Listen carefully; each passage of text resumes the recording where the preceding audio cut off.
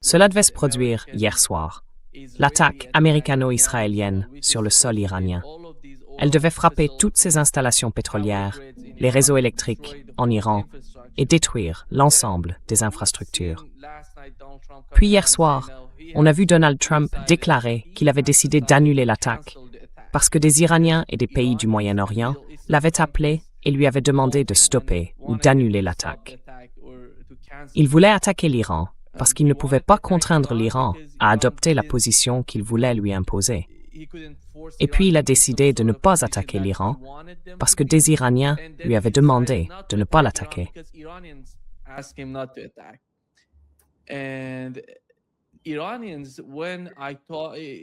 Et du côté des Iraniens, je veux dire, du gouvernement iranien, on a vu beaucoup de préparatifs vendredi soir parce qu'ils s'attendaient à recevoir cette attaque ou à être attaqués par les États-Unis vendredi soir.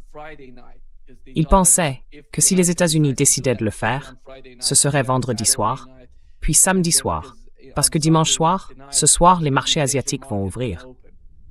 C'était le calcul des Iraniens. Mais cela ne s'est pas produit, Pravan.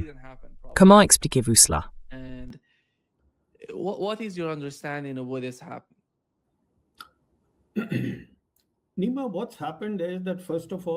Nima, ce qui s'est passé, c'est que d'abord, nous savons tous que le président Trump ment. Les Iraniens eux-mêmes ont dit aucun accord n'avait été conclu avec le président Trump et que nous ne lui avions pas parlé.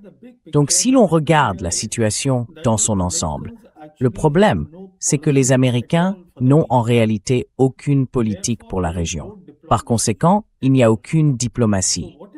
Ce qui se passe, c'est qu'il n'y a pas de négociation. Seuls les médiateurs travaillent. C'est tout, entre les deux parties. Et nous savons que les médiateurs sont les Pakistanais. Les Turcs sont là, et les Qataris aussi. Parmi eux, évidemment, le Pakistan est à un niveau bien plus élevé, car tous les rapports indiquent que le chef de l'armée pakistanaise, le maréchal Asim Munir, est capable d'échanger au plus haut niveau, c'est-à-dire avec le président Trump et avec les plus hauts émissaires auprès du guide suprême iranien, Mojtaba Khamenei.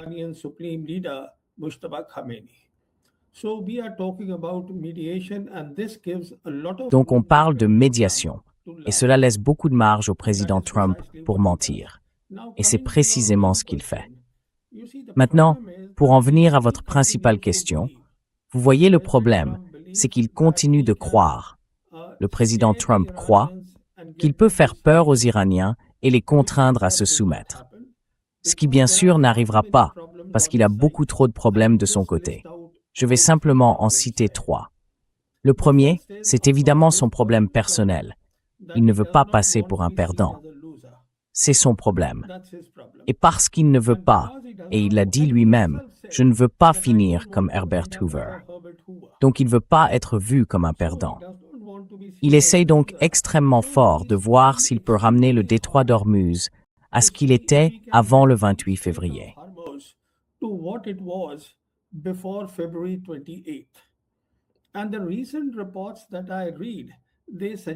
Et les récents rapports que j'ai lus suggèrent que les Américains ont élaboré un autre plan.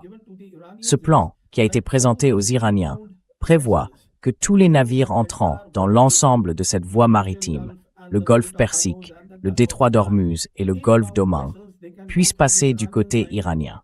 Et les navires sortants pourraient passer du côté omanais. Les rapports indiquent que cette proposition est à l'étude. Mais, selon mon analyse, les Iraniens ne l'accepteront pas. Et la raison est simple. Je pense que l'objectif iranien, à ce stade de la guerre, est de faire partir les forces américaines d'Asie occidentale. Car si vous regardez l'article 4 du protocole d'accord, cet article parle du retrait des forces américaines des abords de l'Iran dans un délai de 30 jours.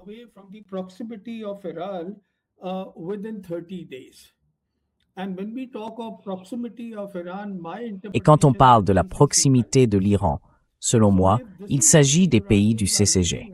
Donc, si c'est ce que les Iraniens envisagent, la raison est simple. Voilà pourquoi ils veulent le départ des Américains. Car le ministre iranien des Affaires étrangères, Abbas Araghchi, s'était rendu à Moscou dès le mois de mars, vos téléspectateurs s'en souviendront, Il y a rencontré le président Poutine, puis il s'est rendu en Chine. Il a rencontré son homologue, Wang Yi. À son retour à Téhéran, il a parlé de la nécessité d'un nouveau cadre régional pour l'après-guerre. C'est donc pour cette raison qu'ils veulent le départ des forces américaines, parce qu'ils envisagent un cadre régional. Et ce cadre régional sera l'étape décisive pour pouvoir ensuite aborder la question palestinienne. Or, la question palestinienne est au cœur du problème en Asie occidentale.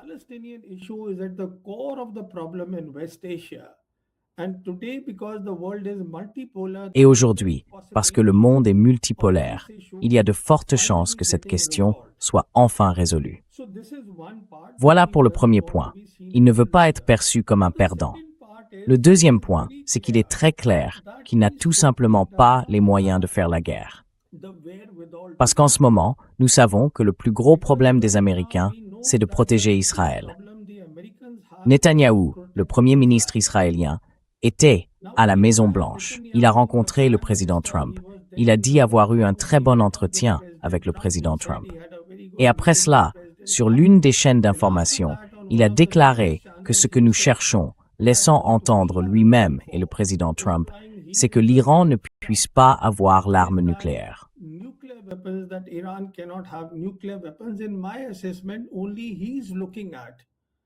À mon avis, il est le seul à examiner cette question, pas le président Trump. Le président Trump veut simplement que le détroit d'Ormuz reste libre, parce que ce qui l'inquiète, ce sont les pétrodollars.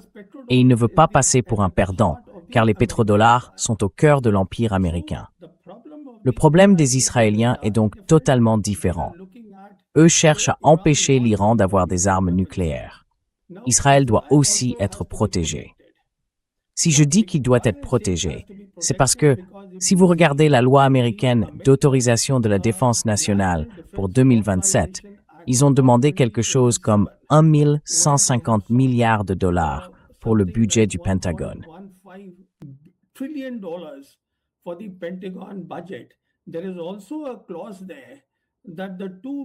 Il y a aussi une clause selon laquelle les deux armées, c'est-à-dire l'armée américaine et Tsahal, devraient fusionner. Les armées, les services de renseignement.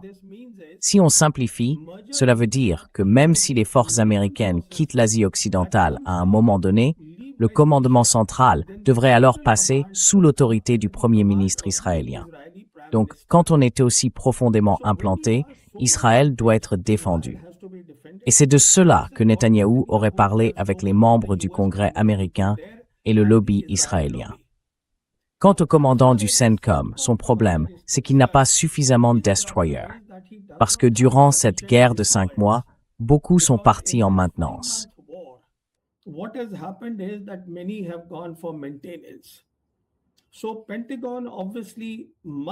Le Pentagone a donc évidemment dû s'adresser au commandant américain pour l'Europe.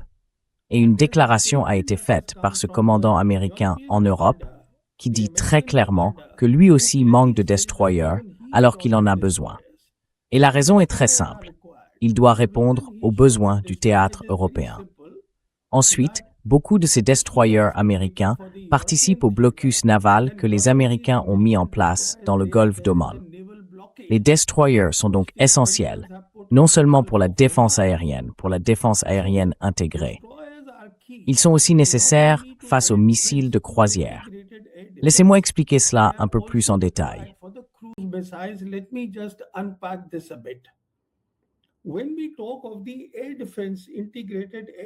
Quand on parle de défense aérienne intégrée, on parle du système de combat Aegis des Américains. C'est un système suffisamment puissant, doté de missiles appelés SM-3 et SM-6. Le Standard Missile 3 opère dans l'exo-atmosphère. Il peut atteindre la cible. C'est un missile à impact direct. Il opère donc dans l'exo-atmosphère. Ensuite, le SM-6 opère dans l'endo-atmosphère et s'intègre au THAAD. Le THAAD lui-même est en quantité limitée. Et le THAAD s'intègre à son tour avec l'Arrow 2 israélien qui opère dans l'endo-atmosphère et l'Arrow 3 qui opère dans l'exo-atmosphère. Ensuite, cela s'intègre avec la fronde de David. Then that integrates with David Sling. David Sling, the system La fronde de David, le système qui comble l'écart entre Arrow 2, Arrow 3 et le dôme de fer. Donc quand on parle d'un système intégré de défense aérienne, on parle d'un système qui couvre le long rayon d'action, le moyen rayon d'action, le court rayon d'action, ainsi que les zones de chevauchement. Or, tout cela est en très faible quantité. Il y a un gros problème. De même, en ce qui concerne les Tomahawk, ce n'est un secret pour personne. Il manque aussi de Tomahawk. Et les Tomahawks sont utilisés au mieux depuis les destroyers, parce que ce sont des missiles à lancement vertical. Ce sont des missiles de croisière subsonique. Donc là aussi, c'est un problème. Ce que je veux dire, c'est que si vous regardez Israël, quelle est la taille d'Israël?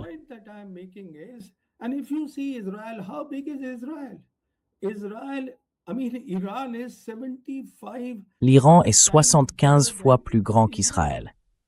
Et la population d'Israël est, je crois, inférieure à 10 millions, environ 9,7 millions, contre 93 millions pour l'Iran. Donc le problème ici, c'est que la sécurité d'Israël devient elle aussi un enjeu. Le pétrodollar devient un enjeu.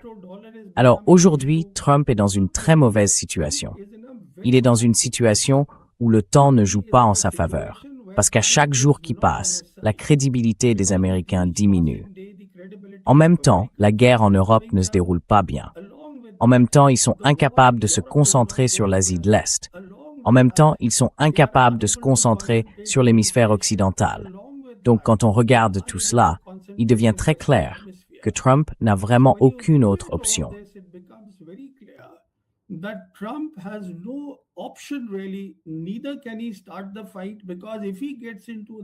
Il ne peut pas non plus déclencher le combat. Parce que s'il s'y engage, les Iraniens ne bluffent pas. Les Iraniens disent très clairement qu'ils rendront coup pour coup, évidemment, parce que c'est leur zone géographique. Je ne m'attends pas à ce qu'ils frappent immédiatement les usines de dessalement, parce que tous les pays du CCG dépendent énormément de ces installations. Mais ils le peuvent, et ils ont déjà causé beaucoup de dégâts aux centres de données américains. Les serveurs d'Amazon ont été détruits à Bahreïn, aux Émirats arabes unis et en Arabie saoudite. Donc tout cela, ils l'ont fait. Et avec cela, le dernier point que je veux souligner, c'est que chaque fois qu'il y a un combat, le camp qui gagne reste toujours focalisé sur son objectif de guerre.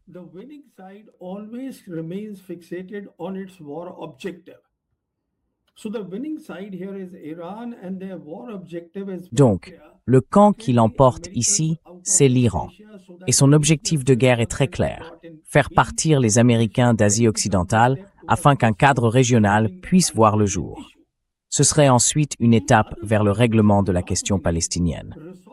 L'autre camp, qui ne l'emporte pas, recourt au mensonge, ne veut pas se livrer à la diplomatie, ne croit pas au droit international, ne croit pas aux Nations Unies et cherchera toujours des diversions. C'est précisément ce que font les Américains avec les Saoudiens.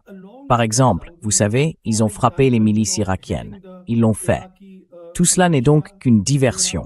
Essayez d'élargir l'ensemble du conflit et ne pas rester focalisé, parce qu'ils ne gagnent pas la guerre. Voilà, en résumé. Nima, comment j'évalue aujourd'hui la situation en Asie occidentale?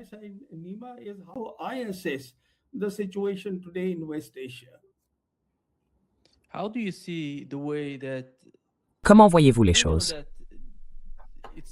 Nous savons à quel point il est difficile de comprendre les décisions de Donald Trump et la manière dont il change de position à chaque fois. Mais on peut discerner une certaine logique dans son comportement autour de deux éléments. Le premier, ce sont les missiles intercepteurs et l'insuffisance des stocks aux États-Unis. À mon avis, c'est très important dans son évaluation. Le deuxième, c'est le marché du pétrole et l'économie, et la manière dont cela va influencer les États-Unis d'abord, puis les pays du Conseil de coopération du Golfe, ce qui par conséquent revient encore aux États-Unis, ainsi qu'à Israël, qui compte aussi énormément. Toute la guerre a commencé à cause d'Israël. Si l'on met ces deux facteurs ensemble, selon vous, lequel peut finalement le pousser à arrêter la guerre? Ou bien n'y aura-t-il aucune véritable fin à cette guerre tant qu'il ne sera pas écarté du pouvoir, ou qu'il ne sera plus là jusqu'à l'arrivée du prochain président des États-Unis?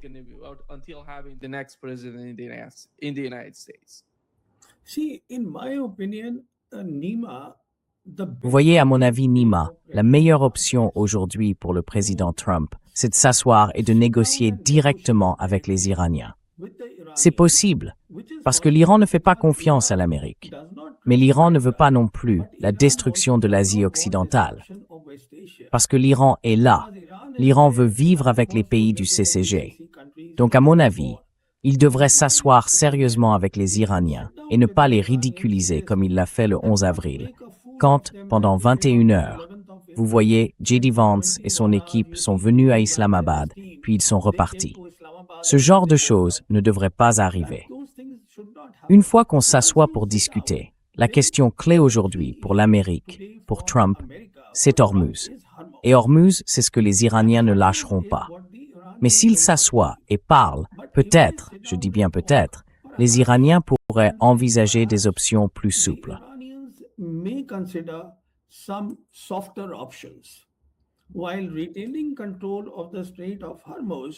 Tout en gardant le contrôle du détroit d'Ormuz, ils pourraient envisager une certaine manière de procéder. Donc ce que je dis, c'est que c'est cela qu'il doit faire. Au lieu de ça, voici ce qu'il fait. Nous avons récemment appris que les Américains ont imposé des sanctions à l'autorité des États du Golfe Persique. Puis ils ont sanctionné 2 compagnies d'assurance associées ou alignées sur l'Iran. Tout cela ne marchera pas. Parce que s'il parvient à trouver une sorte de solution avec les Iraniens, alors il est possible qu'il puisse sauver les pétrodollars. Et les pétrodollars devraient être la clé sur laquelle il devrait se concentrer. Car il doit non seulement sauver les pétrodollars pour l'Empire américain, mais aussi pour sa propre politique étrangère, qui est MAGA, rendre sa grandeur à l'Amérique, ce qui bien sûr est un fantasme.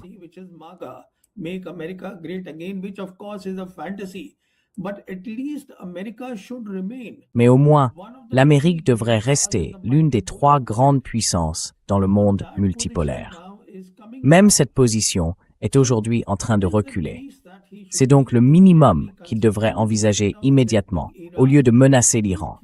On ne peut pas menacer un pays qui est non seulement en train de gagner la guerre, mais pour qui cette guerre représente une menace existentielle. Ils n'accepteront donc pas vos absurdités ni vos menaces. Voilà ce que je pense. Il doit s'asseoir à la table des négociations. La diplomatie doit revenir. Les médiateurs, c'est très bien, ils peuvent être là. Mais ayons des discussions sérieuses. C'est la seule manière pour lui de pouvoir sortir d'Asie occidentale, de sauver l'économie mondiale et de ne pas devenir un autre président Herbert Hoover. Je ne vois pas d'autre solution, Nima.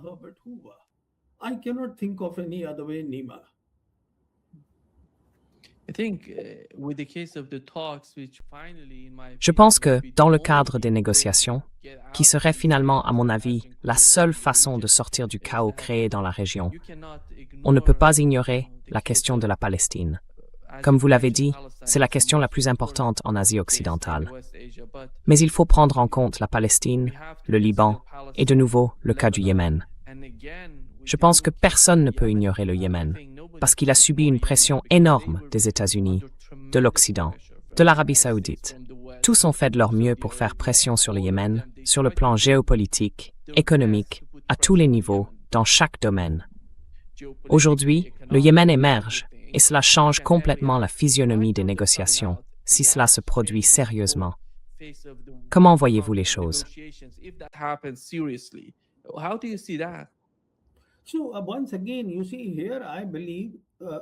Donc, une fois encore, vous voyez, je pense que le maréchal Asif Munir peut jouer un rôle très important. Il peut convaincre le président Trump, et certainement du côté iranien. Si Trump pense que le protocole d'accord qu'il a signé, et après toutes ces absurdités, si aujourd'hui les Iraniens vont revenir au même protocole d'accord, je ne le pense pas.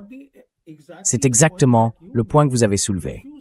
Si vous regardez l'article 1er du protocole d'accord d'Islamabad, il parle d'une cessation permanente des hostilités sur tous les fronts, et le protocole d'accord mentionne le Liban. Or, les Iraniens vont élargir cela.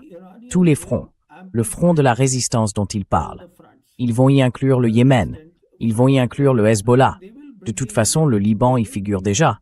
À mon avis, ils vont aussi y inclure les forces de mobilisation populaire irakiennes. Même elles seront intégrées. Iraqi Popular Military Force. Even that will be brought in. So the idea is that as far as the strength L'idée donc, c'est que s'agissant de la capacité de dissuasion conventionnelle de l'Iran, l'Iran n'acceptera aucun affaiblissement. Toutes ces questions, autrement dit, si vous regardez le protocole d'accord, ont été laissées aux médiateurs pour en discuter.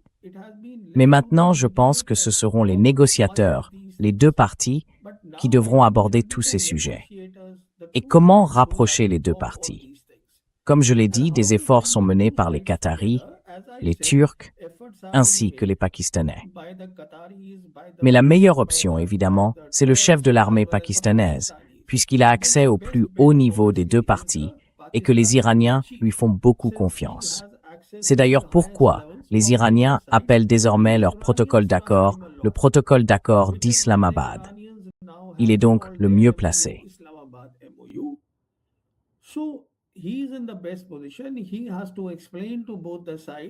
Il doit l'expliquer aux deux camps, l'expliquer au président Trump. Et de toute façon, je suis sûr que le président Trump le comprend. L'économie américaine, comme vous l'avez justement souligné, est durement touchée. L'inflation y a augmenté. Et il devrait aussi s'inquiéter des centres de données qui se trouvent dans les pays du CCG, parce qu'ils seront détruits. Il doit donc se préoccuper de tout cela. Au lieu de dire « je vais », vous savez, vous ramener à l'âge de pierre à coups de bombe. Les Iraniens feront de même dans le pire des scénarios. Ils ne feront pas de compromis. C'est certain. Parce que, comme je l'ai dit, pour n'importe quel Iranien, c'est une menace existentielle. Les Iraniens sont unis sous le drapeau. Ils sont tous unis, malgré leurs divergences, quelles qu'elles soient. despite whatever differences they have.